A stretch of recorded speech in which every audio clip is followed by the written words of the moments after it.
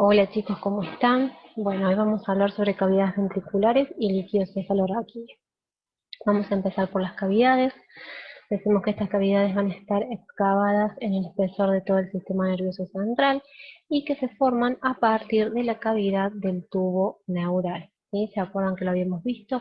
A partir del telencéfalo se forman los hemisferios cerebrales, a partir del diencéfalo se forma el tercer ventrículo, del mesencéfalo se va a formar el acueducto de Silvio y a partir del romboencéfalo, que este se dividía en dos vesículas, que era el metencéfalo y el mielencéfalo, se forma el cuarto ventrículo. Hacia abajo la médula espinal también tiene una cavidad que es central y es el conducto del epéndimo.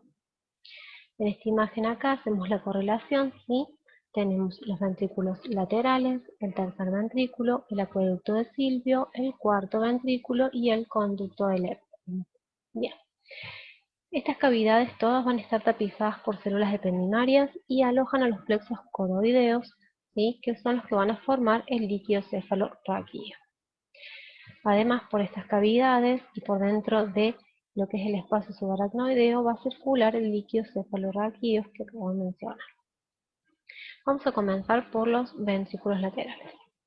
Como ya dijimos, bien, se encuentran en los hemisferios cerebrales, ¿sí? Derecho e izquierdo. Derecho, perdón, e izquierdo. Está diciendo el revés.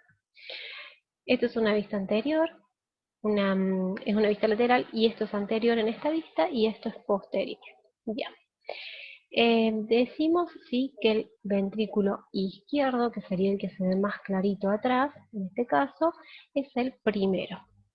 Cada ventrículo lateral describe una curva de concavidad anterior, ¿sí? En esta forma.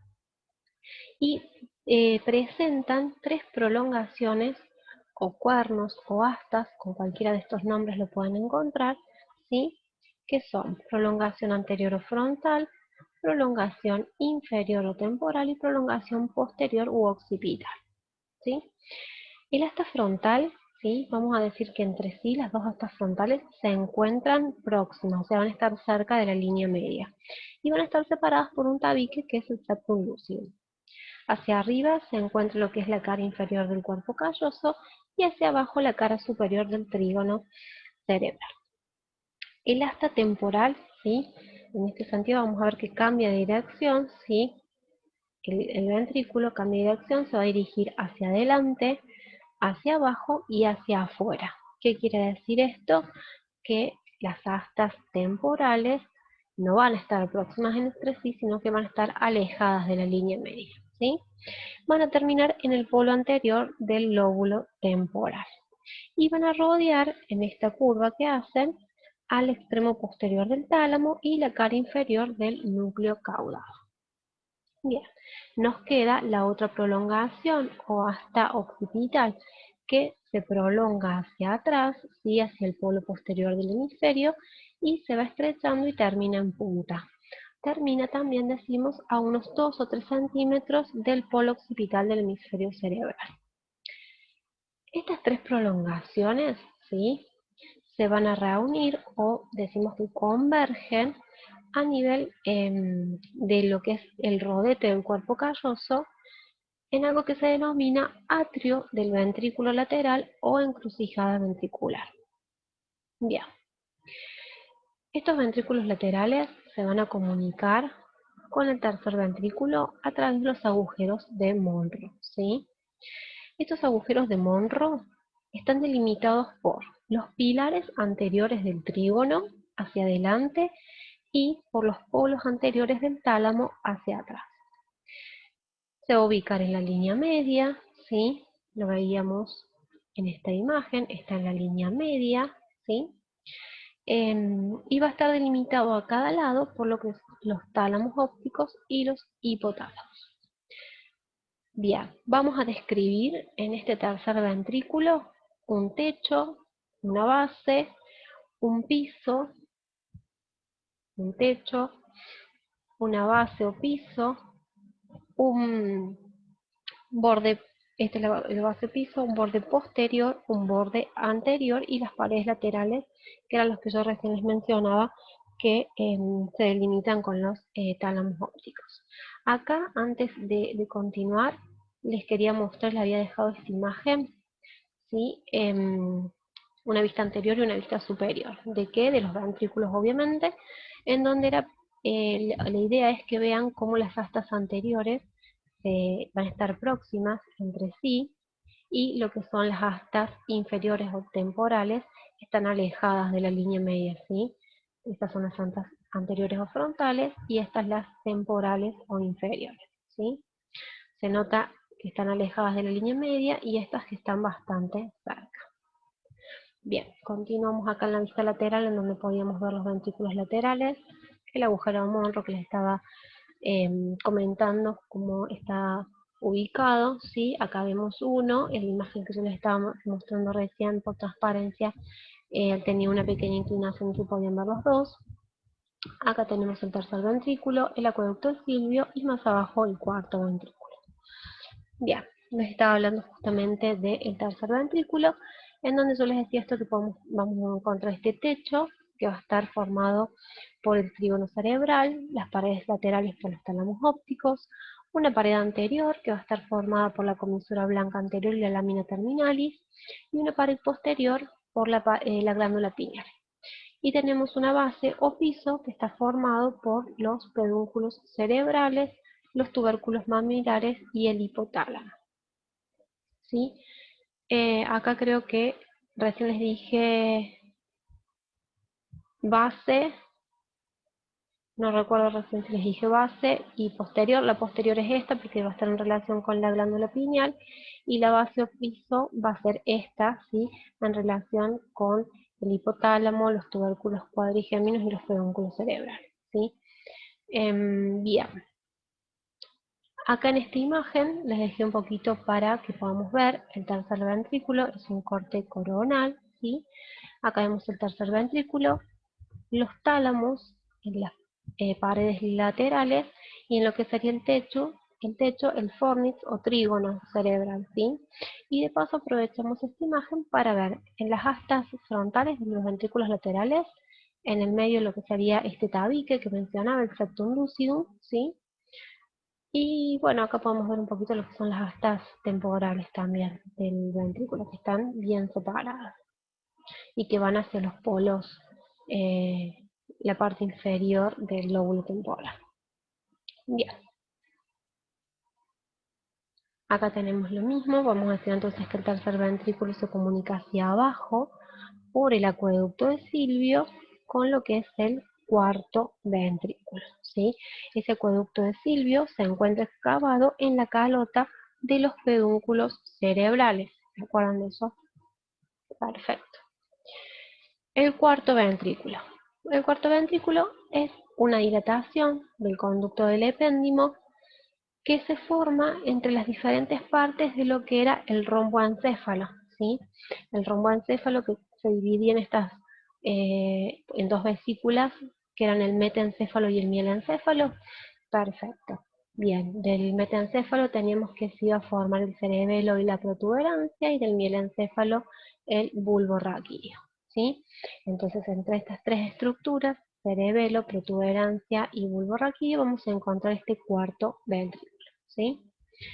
Hacia arriba se comunica por el acueducto de Silvio con el tercer ventrículo, y hacia abajo se continúa con el conducto del epéndimo, ¿sí? A través del agujero de Magendie, y hacia los lados con el espacio subaracnoideo a través de los agujeros de Luschka, ¿sí? Vamos a decir que tiene una forma romboidal, como lo vemos acá, que ya lo marcamos acá, y decimos que presenta un piso o pared anterior que va a estar orientada hacia abajo. Lo vamos a marcar en esta si quieren. Un piso o pared anterior orientada hacia abajo, y un techo o pared posterior que se oriente hacia arriba y hacia atrás. Bien, bueno, vamos a comenzar por el piso, que tiene forma de rombo, tiene un eje mayor vertical, que es este, ¿sí? Y que va a coincidir con el surco longitudinal, ¿sí? Que se denomina tallo del calamus y que va desde el ángulo superior hasta el ángulo inferior. A este rombo lo vamos a dividir en dos mitades y vamos a tener un triángulo superior y un triángulo inferior, ¿sí? El triángulo superior o protuberancial y el triángulo inferior o vulvar. Bien, antes de empezar a describir estos, vamos a decir que en los ángulos laterales, que se denominan recesos laterales, se encuentra el tubérculo acústico, ¿sí? Y constituye el área acústica, y que de este van a partir lo que son las estrías acústicas o barbas del calamus, y que van a ser de 2 a 8. Bien, les decía justamente que acá tenemos el triángulo inferior o vulvar, y en él vamos a destacar primero que el vértice va a ser inferior y la base va a ser superior, ¿sí? Y vamos a destacar, sí, tres áreas triangulares que son, de adentro a afuera, el ala blanca interna o trígono del hipogloso, ya que hace relieve el núcleo del hipogloso mayor, el ala gris o trígono del vago, para el núcleo, a relieve del núcleo dorsal del vago y salival inferior, y el ala blanca externa o trígono acústico, que es el relieve de los nervios vestibulares. Hacia arriba dijimos que tenemos el triángulo superior o protuberancial, ¿sí? En este triángulo lo que vamos a encontrar de adentro hacia afuera son las eminencias teres, que las vemos acá, ¿sí? Que hacen o que corresponden al relieve del núcleo del motor ocular externo.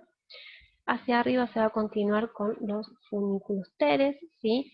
Que son cordones, y por fuera de este hay un área gris azulada que se llama sustancia ferrugínea, que se corresponde al locus cerúleo.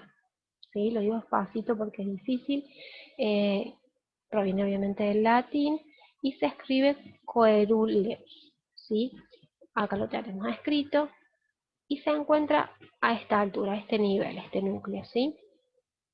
Es rico en menamina, ¿sí? Ya que las células usan esta como las neuronas, ¿sí? Transmisores a la noradrenalina, ¿sí? Bien, las fibras de este núcleo van hacia la corteza cerebral, van a ir hacia la médula y van a ir hacia el cerebelo. ¿Qué vamos a destacar de este núcleo, de este locus cerúleo? Vamos a destacar algunas de sus funciones importantes. Por ejemplo, sobre la corteza es mantener el estado de vigilia y posibilitar el momento de despertar, ¿sí? Mientras que por otra parte, a nivel de la médula, va a inhibir a las motoneuronas alfa, provocando la atonía muscular durante el sueño, ¿sí? Perfecto.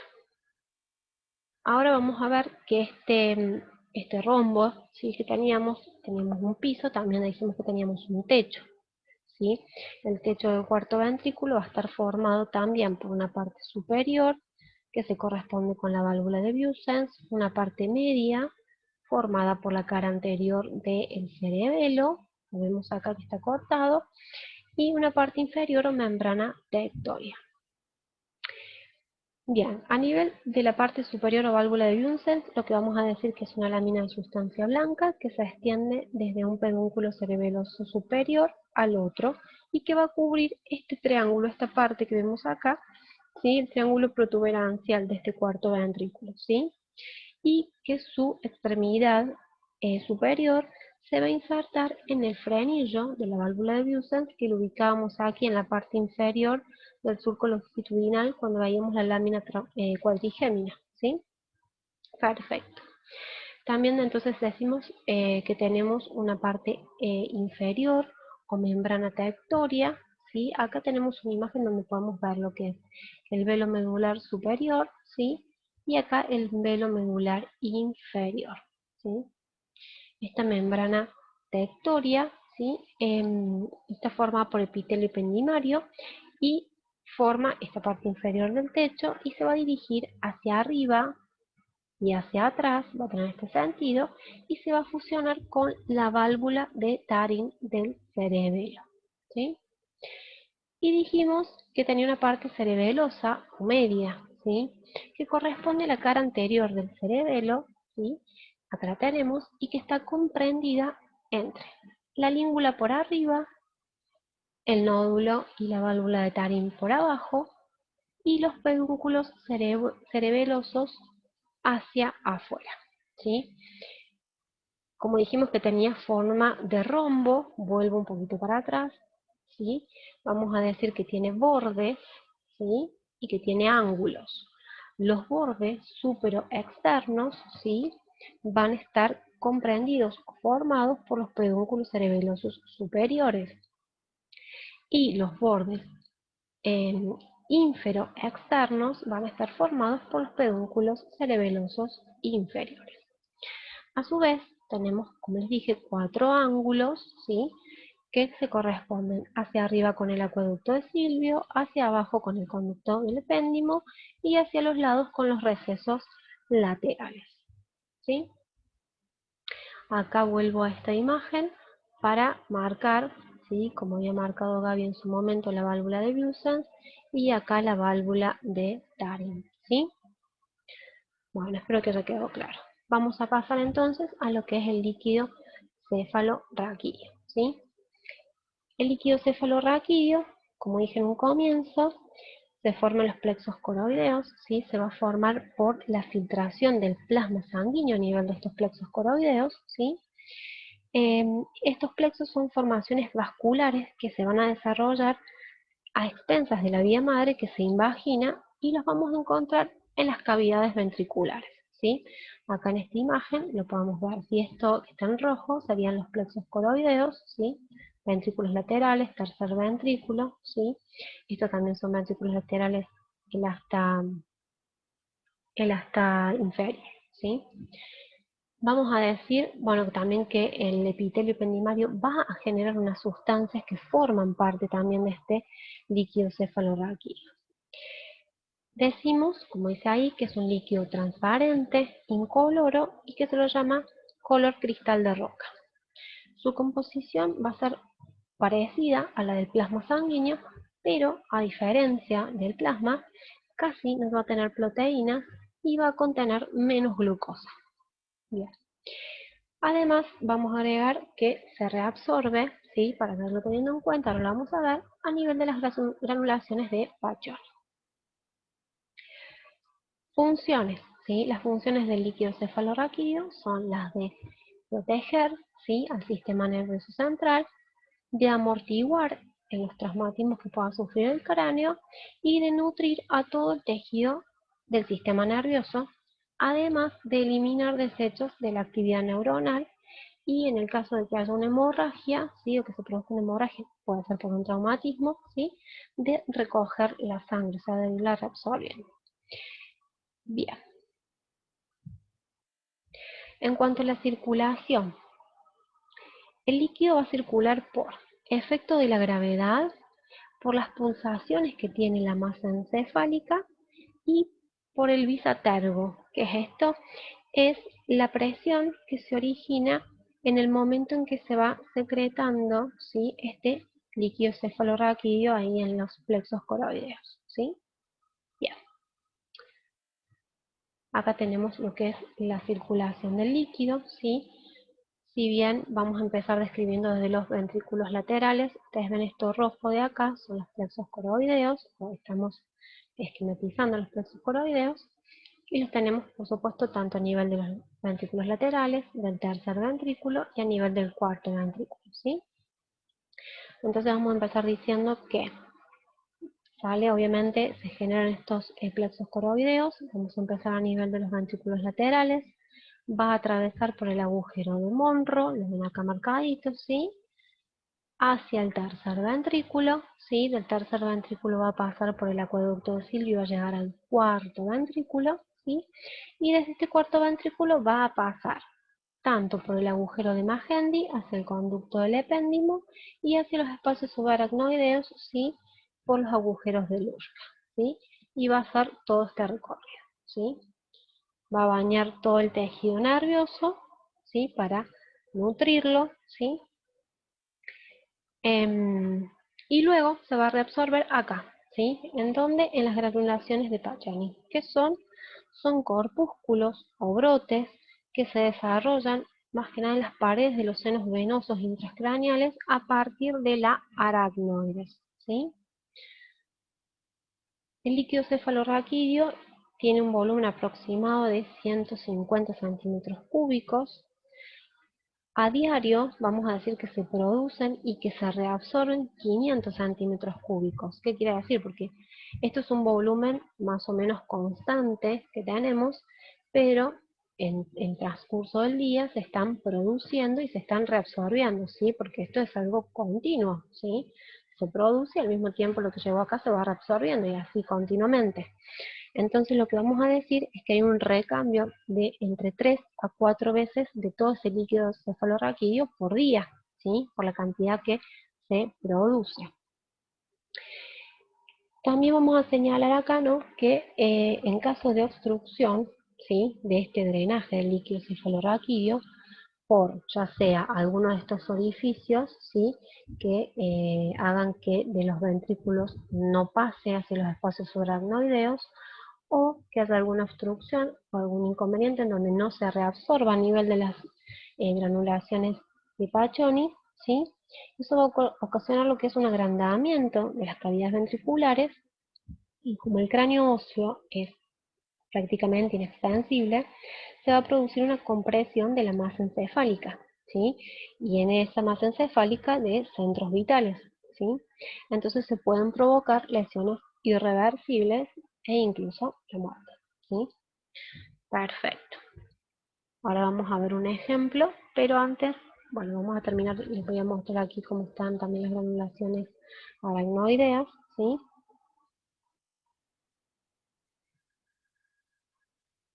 Ahí tenemos, ¿sí?, cómo se imagina lo que es la aracnoides. Y quería pasar a esto, a la barrera hematoencefálica, ¿sí? La barrera hematoencefálica decimos que es una barrera fisiológica con sustento anatómico. Quiere decir eso que se mantiene esa barrera por la constitución anatómica que tiene, ¿sí? Ya que va a estar destinada a proteger al sistema nervioso, ¿sí? El sistema nervioso es un órgano y un tejido muy sensible, por lo cual hay que protegerlo un poco más. Esta constitución anatómica, ¿sí?, va a tener, digamos, como diferencia, por ejemplo, los astrocitos, ¿sí?, los pies de los astrocitos que van a estar situados aquí, cerca de lo que es el espacio, que va a también a llevar a cabo una barrera o un proceso de filtración, permitiendo no el paso de ciertas sustancias que puedan ser nocivas para el tejido nervioso. Y además tenemos en las células endoteliales lo que son las uniones estrechas, ¿sí? No dejan espacio entre sí para impedir lo que sería la difusión pasiva, ¿sí? Entonces todos estos pasos van haciendo que justamente el nombre es barrera porque van impidiendo el paso de distintas sustancias. Si bien va a permitir el paso de gases, como es el oxígeno y el dióxido de carbono, o sea, el oxígeno que tiene que llegar y el dióxido de carbono que tiene que salir de este tejido, ¿sí? Y va a permitir, sí, la llegada de nutrientes, por supuesto, hacia las neuronas, como la glucosa, por ejemplo, ¿sí? En los recién nacidos vamos a destacar que la barrera no está todavía establecida y puede ocurrir que algunas sustancias lleguen a núcleos nerviosos provocando también lesiones, ¿sí? Uno de los ejemplos es el de la bilirrubina. A los 10 días se dice que ya está establecida esta barrera y que no debería pasar ninguna de este tipo de sustancias. Pero también vamos a mencionar que el hecho de que esta barrera sea a veces tan efectiva puede ser perjudicial, como ser en el caso de infecciones del tejido nervioso o en las meninges, ¿sí?, donde ciertos antibióticos que pueden ya dar o terminar, digamos, con lo que es esa infección, no pueden atravesar la barrera hematoencefálica, por lo cual no van a cumplir con su función.